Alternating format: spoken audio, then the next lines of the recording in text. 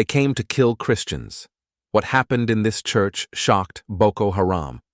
In the northern region of Nigeria, fear became a daily operating condition. Villages were no longer safe. Farms became killing fields. Roads turned into ambush zones. One name spread terror faster than gunfire: Boko Haram. They hijacked vehicles. They dragged farmers from their land. They murdered families in their homes. They burned churches to the ground. Christians were hunted for their faith. And then came one Sunday, a Sunday that would change everything. For years, Boko Haram operated with ruthless efficiency. They stormed villages at night. They killed men in front of their children. They left churches in ashes. Pastors disappeared. Congregations scattered. Entire communities lived in survival mode. Yet, despite the violence, Christians continued to gather. Not because they were fearless, but because they believed in Jesus. They believed he was worth the risk. One Sunday morning, believers gathered in a small church. No weapons, no security, only faith. Men, women, children, singing, praying, calling on the name of Jesus. They did not know Boko Haram was already on the move, armed, angry, prepared to kill. The attackers surrounded the church, guns loaded, weapons ready, death planned. They burst inside. Panic erupted.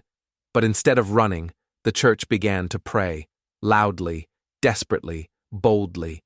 They cried out one name: Jesus! Jesus! Jesus! The gunmen raised their weapons. They pulled the triggers. Nothing happened. Again, and again, and again. The guns jammed. The bullets failed. The weapons would not fire. Confusion turned to fear. The same men who came to kill now stood frozen.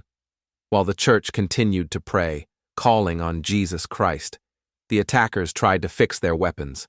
Nothing worked. Some dropped their guns. Some fell to their knees. They knew this was not mechanical failure. This was spiritual power, the power of Jesus. Right there, in that church, the killers broke down. Tears replaced hatred.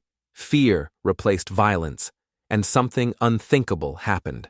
The Boko Haram attackers surrendered their lives to Jesus Christ. Not days later, not months later.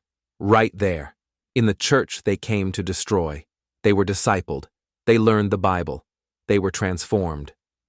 Months later, these same men returned, not with guns, but with the gospel of Jesus.